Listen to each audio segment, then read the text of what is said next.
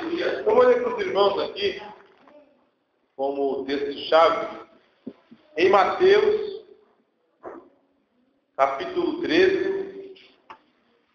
Eu vou ler para os irmãos os versículos 44, 45 e 46. Repetindo para os irmãos acharem. Mateus, capítulo 13, os versículos 44, 45 e 46. Vamos ler a palavra do Senhor e tentar entender aquilo que o Senhor Jesus Cristo tem a nos ensinar. Diz assim a palavra de Deus: também o reino dos céus é semelhante a um tesouro escondido num campo, que um homem achou e escondeu. E pelo gozo dele, vai, vende tudo quanto tem e compra aquele campo. Outro sim, o reino dos céus é semelhante ao homem negociante que busca boas pérolas. E encontrando uma pérola de grande valor, foi e vendeu tudo que tinha e comprou-a.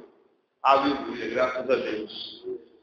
Irmãos, o Senhor Jesus Cristo, nessas poucas palavras, ele comparou o próprio evangelho dele, o ensino dele, a missão dele, que ele veio fazer para o homem, como algo de grande preciosidade. Algo realmente que a pessoa, quando tem o conhecimento, ela se enche de alegria, se enche de gozo e acaba deixando tudo aquilo que é precioso para ela para tomar para si essa alegria. Esse gozo inefável que é conhecer o Evangelho do Senhor Jesus Cristo. E Paulo chegou a dizer, eu vou ler até com os irmãos, que às vezes nós falamos e acabamos só falando de uma parte. Em 2 Coríntios capítulo 4, versículo 2, diz assim: antes rejeitando as coisas que por vergonha se ocultam, não andando com astúcia, nem falsificando a palavra de Deus, e assim nos recomendamos a consciência de todo homem na presença de Deus pela manifestação da verdade. Mas se ainda nosso evangelho está encoberto, para os que se perdem está encoberto, no qual o Deus desse século cegou os entendimentos dos incrédulos, para que não nos resplandeçam a luz do evangelho da glória de Cristo, que é a imagem de Deus. Porque não nos pregamos a nós mesmos, mas a Cristo Jesus, o Senhor. E a nós mesmos somos teus servos, vossos servos, por amor de Jesus. Amém. Ou seja, a gloriosidade do Evangelho de Jesus é algo realmente que deve ser a centralidade da nossa palavra.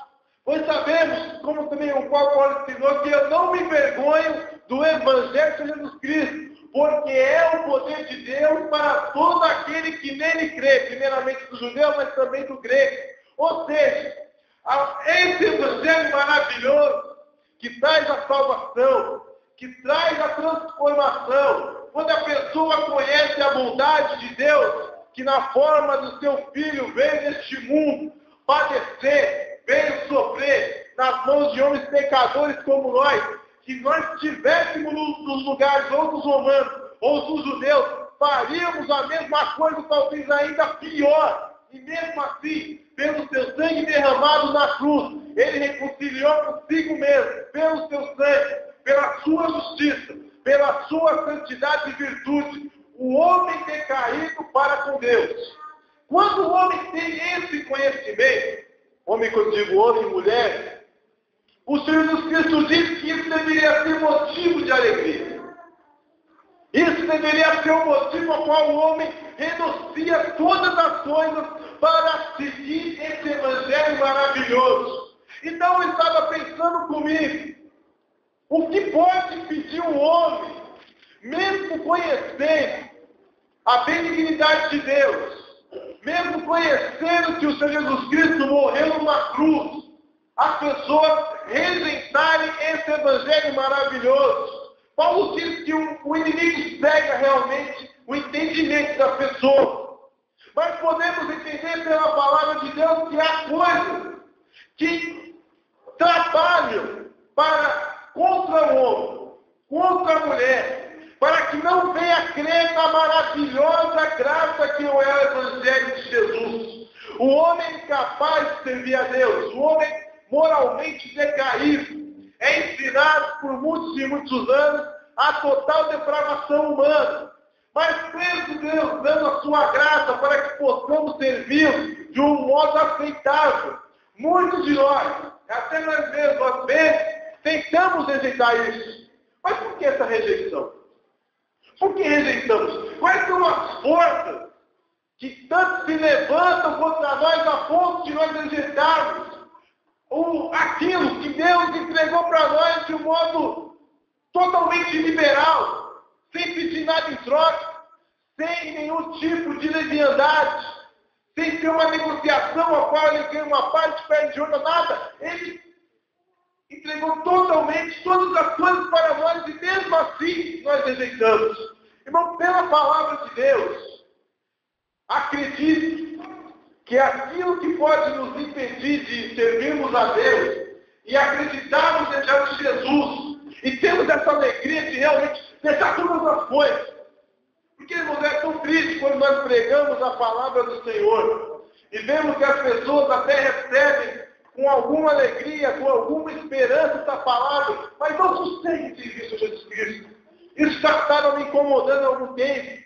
Os irmãos até podem perceber isso nas nossas palavras. Mas a palavra de Deus tem resposta para isso. A palavra do Senhor tem resposta para o porquê as pessoas muitas vezes não conseguem servir ao Senhor Jesus Cristo, mesmo conhecendo o Evangelho. Mesmo sabendo do poder transformador que é o Evangelho.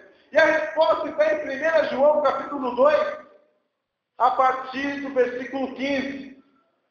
Palavra conhecida. Mas aqui nós entendemos o que impede o homem de servir a Deus.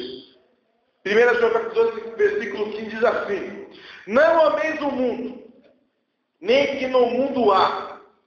Se alguém ama o mundo, o amor do Pai não está nele. Porque tudo que existe no mundo, a concupiscência da carne, a concupiscência dos olhos e a soberba da vida, não é do Pai, mas do mundo. Então, há três coisas que muitas vezes impedem a pessoa de abraçar esse evangelho maravilhoso. Ao qual o Senhor Jesus Cristo disse: olha, o evangelho, o reino dos céus é tão maravilhoso que eu consigo comparar a pessoa que procura um tesouro escondido, e achou aquele tesouro, ele esconde, vende tudo que tem, e compra aquele campo onde tem aquele tesouro, pela alegria, deixa tudo e compra aquele tesouro. Ou a pessoa, quando negociante de pérola, e acha uma pérola de grande valor, vende tudo que tem e compra aquela pérola. Ou seja, renúncia total. Renuncia a sua vida. Porque ele vê, olha, eu tenho esse bem, eu tenho uma casa, eu tenho um carro, eu tenho dinheiro no banco, eu tenho aquele carro lá que vale algum dinheiro, eu tenho aqueles sapatos que são de cromo italiano, eu tenho aqueles ternos que são um pouco caros, eu vou perder tudo. Eu vou perder tudo porque eu vou ganhar algo muito maior. Eu vou ganhar algo muito melhor, que é aquele campo maravilhoso.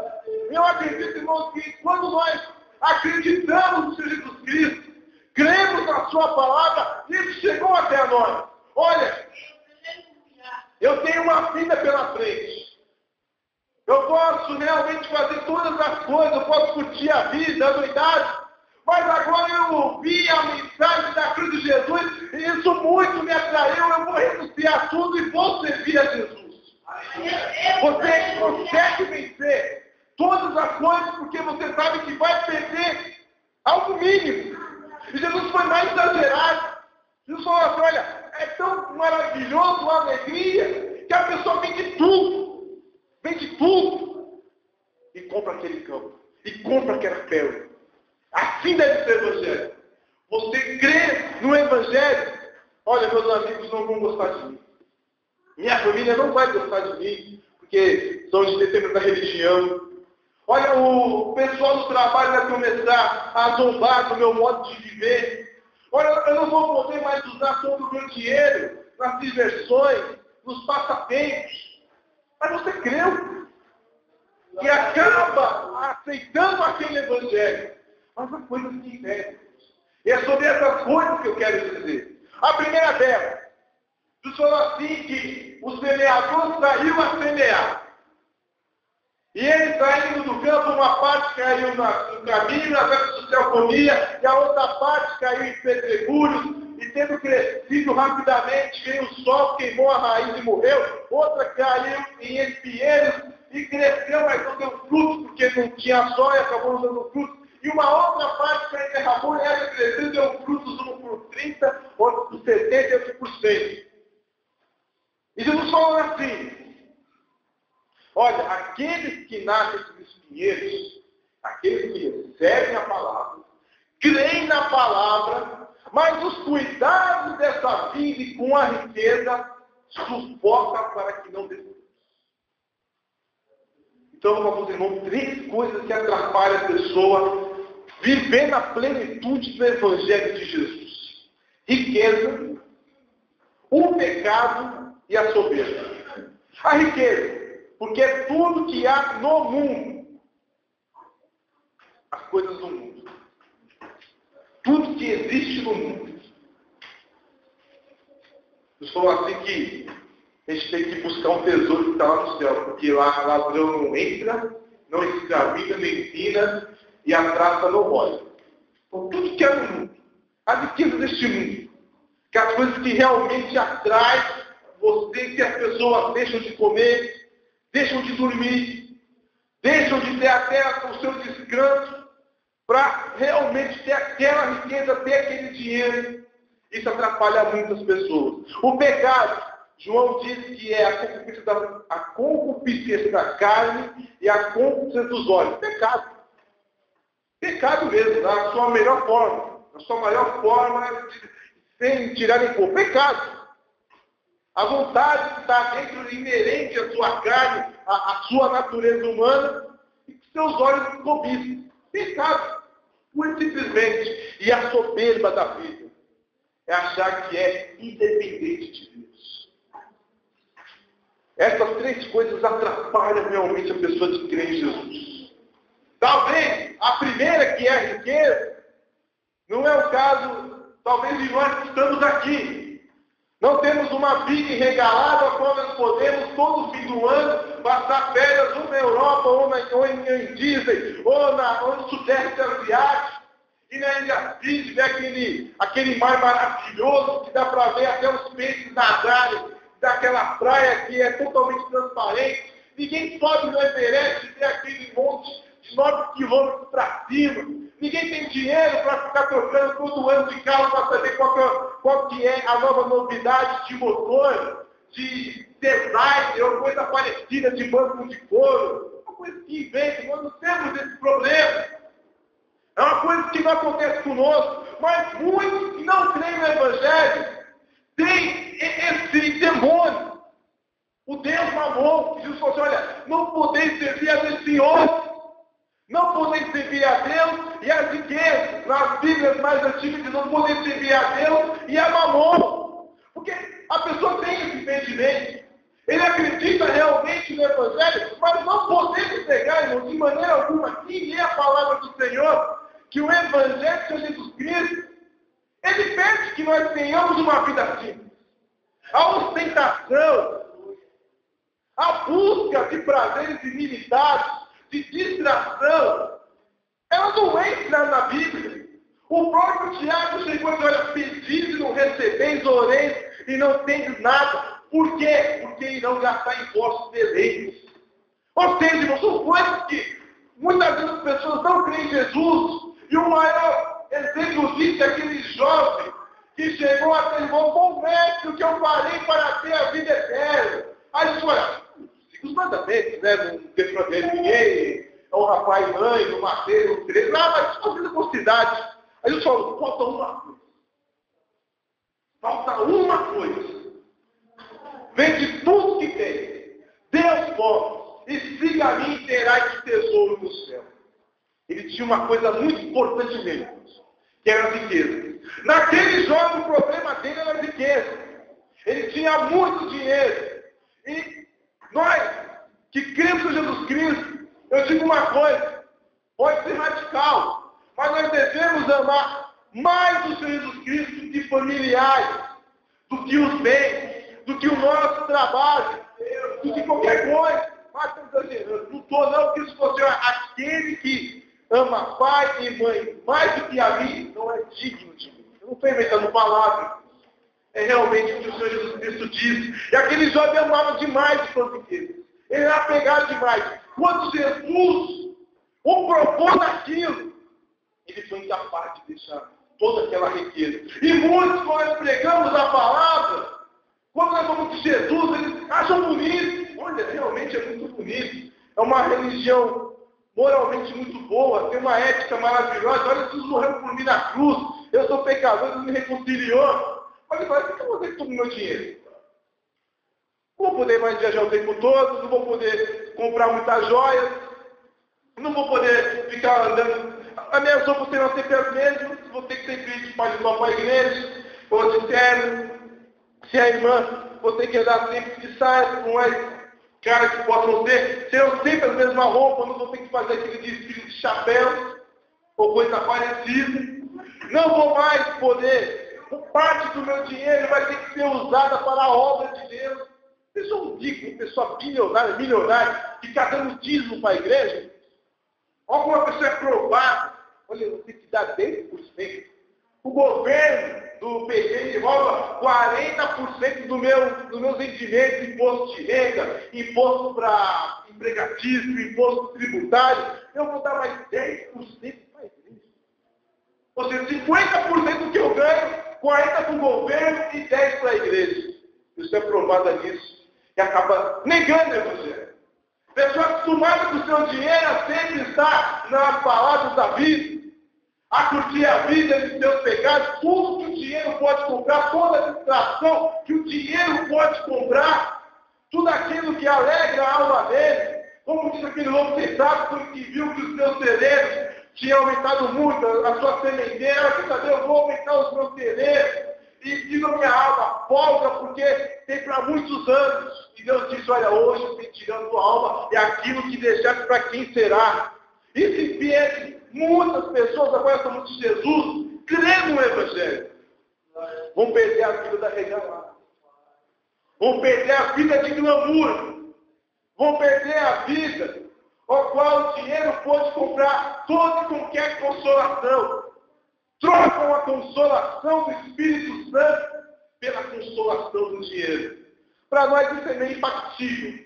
Porque como nós não somos ricos, nós não temos condições de fazer férias o tempo todo em lugares caríssimos. Nós não compramos a nossa felicidade, ao qual nós sabemos que algumas pessoas gastam por semana milhares de reais trazendo cantores e prostitutas para alegar a alma deles.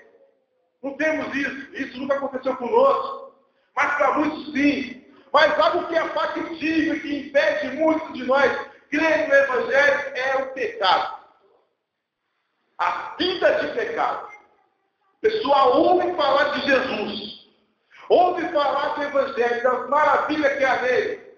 Ele é bonito. Ouvir os cânticos. Ouvir algumas palavras. Ouvir alguns hinos de louvor. Ele acha bonito quando recebe uma oração. Mas a renúncia do Evangelho, dos seus pecados, da sua vida pecaminosa, que sabe que vai ter que renunciar àquela coisa a qual está preso. O doutor David chamava de pecado de estimação. Aquilo que já estima muito, olha, eu não posso parar de fazer tal coisa. Eu não consigo, o Evangelho, ele vai me requerer que eu pare de fazer isso, eu não vou conseguir.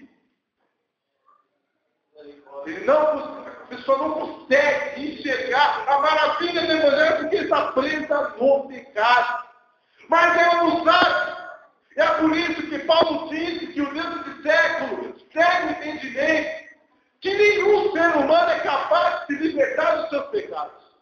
Nenhum ser humano, por mais forte que seja, por mais resoluto em sua vontade, ele é capaz de se libertar do mais mínimo pecado que ele tem. Que realmente liberta disso é o Espírito Santo. A obra que faz realmente é Deus que age em nós, é o Filho de Deus. Mas enquanto esse Evangelho realmente não penetra na vida da pessoa pela fé, o pecado é um grande empecilho.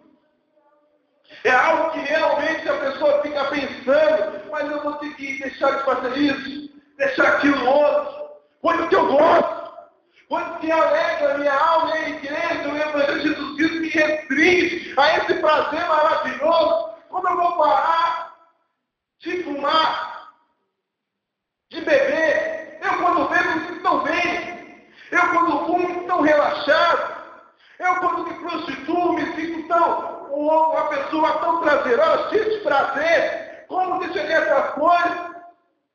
Como deixaria os meus vícios? Pecado. Impede muitas pessoas de reconhecer a grandeza do Evangelho de Jesus. Mas nós podemos falar como Paulo vai repetir: eu não me envergonho de Jesus, porque é o poder de Deus para a salvação. E nós sabemos que o pecado, ele é realmente atraente.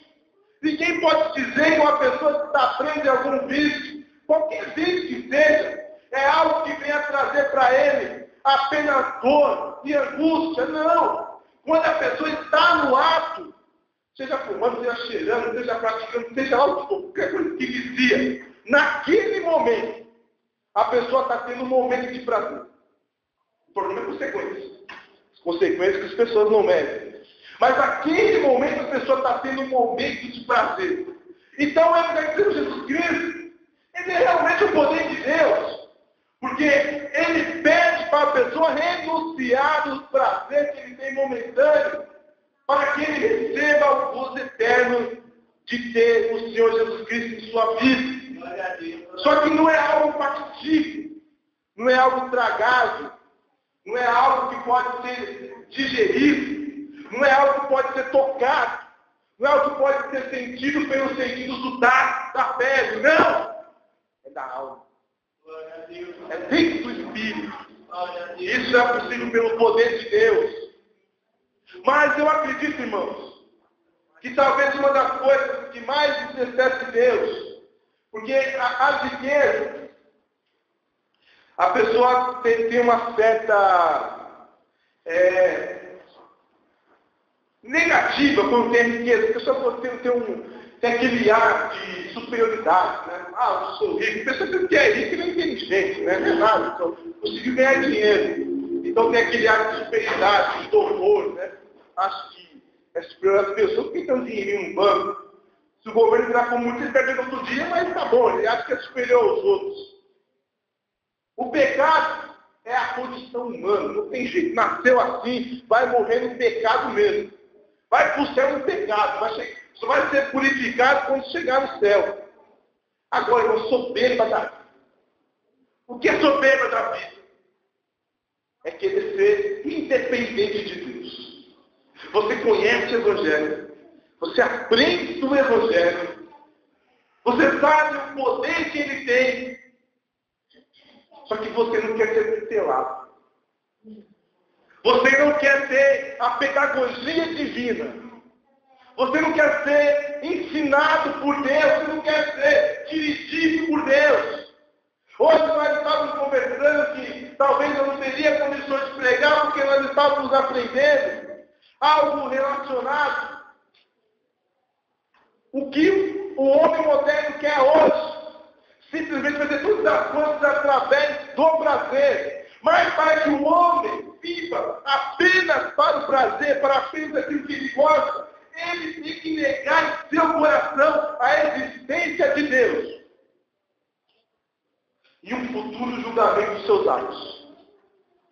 Se o homem negar em si que há um Deus no céu que julga todas as coisas, que intervém nos seus seres, aquilo que ele criou, a pessoa tem um temor que está inerente nele. Mas quando ele nega, ele faz tudo que vem na cabeça.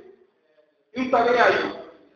E quando ele ainda sabe que depois de morto nada vai acontecer, talvez ele vai desaparecer, aí que faz mais coisas que desagradam a Deus.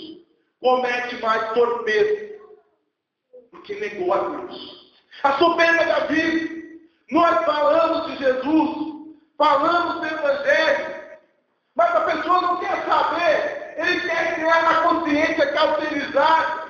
Ele não quer saber daquilo que a palavra do Senhor ensina. Ele não quer ser muitas vezes bondoso para com o seu próximo. Ele não quer muitas vezes ajudar aquele que precisa. Ele não quer ser julgado pela palavra do Senhor para que viva uma vida certa. Então ele não quer saber de Deus.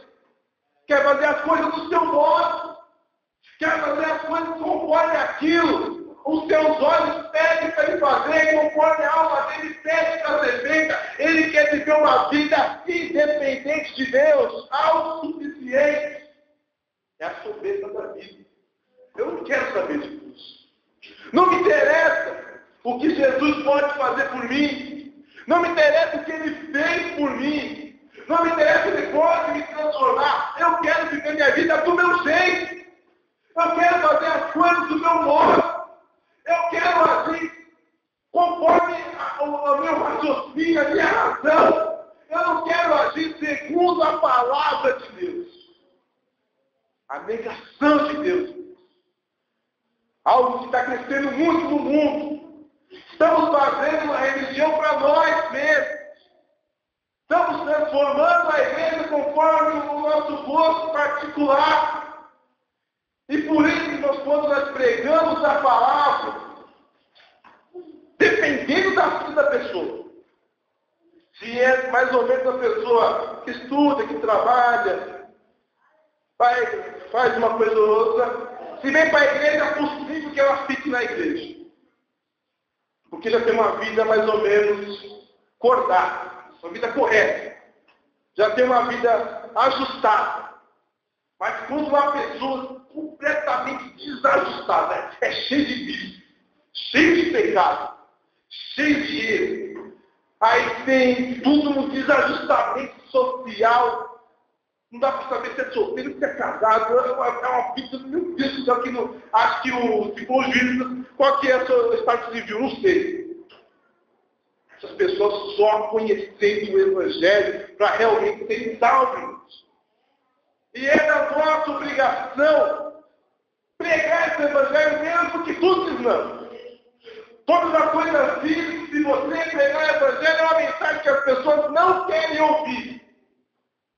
Mesmo se falar de Jesus, da reconciliação pelo seu sangue, é algo que não atrai mais as multidões. Mesmo se falar que o Cordeiro de Deus foi imolado numa cruz para que a pessoa seja salva dos seus pecados, talvez as pessoas mais esclarecidas da igreja, que pregam, dizem, olha, esse tipo de mensagem não resolve mais. Essa mensagem de salvação, de reconciliação, de arrependimento, de renúncia, não serve mais. Nós devemos pregar esse Evangelho. É o poder de Deus. Teremos a oposição dentro da pessoa, talvez da riqueza, talvez do pecado que é inerente a ela, ou talvez da rebeldia. A rebeldia é querer viver a soberba da vida. Eu não quero saber de Deus mesmo. Porque muita gente está em pecado, mas queria ter comunhão com Deus. Está em pecado, infelizmente, não consegue ter força para viver com Deus. Mas a pessoa que não soberba, então pega só si mesmo, não quero saber de Jesus. Não quero saber de Deus. Esse problema. Essas coisas. Talvez há mais coisas ainda, a qual a minha mente limitada não conseguiu ainda chegar até nela. Mas é imperioso, é imperativo que nós pregamos o Evangelho de Jesus da sua forma mais simples e verdadeira. Porque só Ele não é a solução para colocar pessoas nessa igreja e vermos a transformação. Porque, antes de tudo, essas almas não são nossas, são de Deus. E Deus não quer que haja uma pregação ao qual venha várias camadas. A camada da diversão, a camada do ritmo dançante, a camada da psicologia, a camada da terapia. E lá no fundo, todas as coisas, lá embaixo, depois de luzes, câmeras, efeitos sonoros, palavras bem escolhidas, lá embaixo, Jesus. Não. Primeiro Jesus. Primeiro Evangelho. Primeira cruz. Primeiro o seu sangue. Não é interessante para as pessoas? Não é interessante para mim. Não era para você. Nunca foi. O Evangelho de Jesus nunca foi interessante para ninguém. Esse negócio de renúncia, de arrependimento, de falar que realmente eu estou errado. que eu vou ter que renunciar minha vida pecaminosa, os meus pecados, aceitar agora que eu sou dependente de um ser ao qual eu não vejo. Isso não é do homem mesmo, não. Mas esse evangelho chegou até nós. E temos a incumbência de levá-lo. Por isso falei, cremos e por isso falamos. Disse Paulo também lá em 2 capítulo 4, não pode ir um pouco mais à frente. Então, irmãos, tem essas coisas que impedem as pessoas crerem em Jesus. Essa é a resposta. Por que você vê pessoas que creem, mas vira e mexe acaba caindo no evangelho? Essa é a resposta. Mas qual que é o antídoto para vencer isso? Será que é fazer um culto mais atraente? Será que é trocar os obreiros? Quantos obreiros aqui? Põe os obreiros mais bem abençoados? Trocar os tocadores, trocar os bancos, trocar o modo como a igreja está apresentada para que venha mais pessoas? Só vamos colocar gente no banco da igreja. A igreja não resolve o problema de ninguém, irmãos. A igreja é simplesmente uma comunidade de pessoas ao qual foram salvas e se reúnem para compartilhar os seus problemas, também testemunhar Jesus Cristo, para louvar. É só isso. A igreja não pode resolver seus problemas. Mas o Evangelho de Jesus, da sua forma mais pura, simples e verdadeira, vindo diretamente do Espírito Santo, é o antídoto para que possamos vencer tantas barreiras de quando nós pregamos esse Evangelho. E que Deus possa nos abençoar, irmãos, para que a nossa palavra não seja em vão. Porque quando você assim, na Corinthians, porque quando eu fui ter convosco, eu não usei de sabedoria humana. Eu não usei de persuasão humana para que vós não crentes em palavras de homem. Mas eu fui até vós pelo poder de Deus, pela virtude do Espírito Santo, para que vós pudesse crer em Deus e não no homem. Amém? Que Deus possa estar conosco, nos abençoando, e essa responsabilidade em nome de Jesus. Glória a Deus, aleluia. Graças a Deus.